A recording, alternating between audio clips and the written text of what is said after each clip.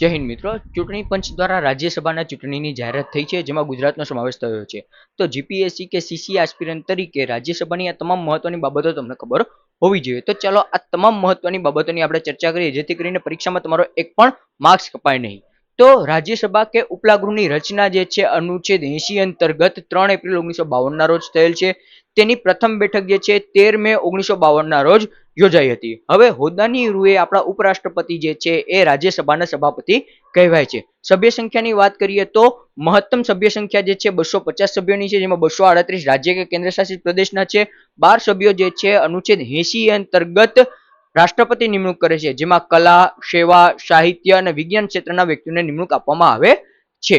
વર્તમાન સભ્ય સંખ્યા 245 ની છે, જેમાં 225 રાજ્યની છે અને 8 કેન્દ્ર શાસિત પ્રદેશની છે અને 12 રાષ્ટ્રપતિ દ્વારા નિમણૂક કરેલા છે. હવે કેન્દ્ર શાસિત પ્રદેશ અહીંયા 3 નો સમાવેશ થશે: જમ્મુ કાશ્મીર, દિલ્હી અને પુડુચેરી. અન્ય 5 જે છે યુટી એનો અહીં સમાવેશ થશે નહીં. હવે સભ્યની સંખ્યા જે છે રાજ્યની વસ્તી મુજબ થશે. 20 લાખ ઉપર એક વ્યક્તિની નિમણૂક કરવામાં આવે છે. ત્યારબાદ તેની લાયકાત જોઈએ તો અનુચ્છેદ 84 મુજબ ભારતનો નાગરિક હોવો જોઈએ, ઉંમર 30 વર્ષ ઓછામાં ઓછી હોવી જોઈએ અને ઓછામાં ઓછો 10 વિધાનસભ્યો દ્વારા તેને પ્રસ્તાવિત એટલે કે ટેકો આપેલો હોવો જોઈએ. ચૂંટણી પદ્ધતિ જે છે એ દરેક ચૂંટણી સિસ્ટમની જેમ પીઆર એટલે કે સમપ્રમાણ સિદ્ધાંત ઉપરથી હોય છે.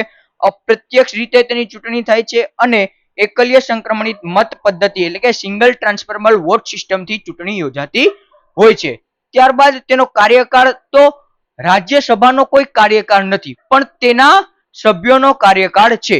એટલે આપણે કહી શકીએ કે રાજ્યસભા એક એવું કાયમી કે સ્થાયી ગૃહ છે, પણ તેનો સભ્ય જે છે દર 6 વર્ષે માટે નિમણૂક થાય છે અને દર 2 વર્ષે 1/3 ભાગના વ્યક્તિને નિવૃત્ત થતા હોય છે.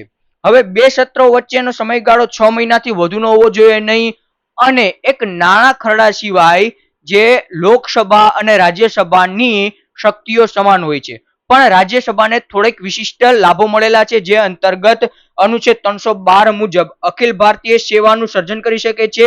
અનુચ્છેદ 249 મુજબ રાજ્ય સૂચિઓના વિષયને રાષ્ટ્રીય મહત્વનો ઘોષિત કરી શકે છે અને અન્ય એક વસ્તુ કે જે ઉપરાષ્ટ્રપતિ છે તેને હટાવવા માટેનો સર્વપ્રથમ ખરડો રાજ્યસભામાં આવવો જોઈએ. તો આ તમામ રાજ્યસભાની મહત્વની બાબતો હતી.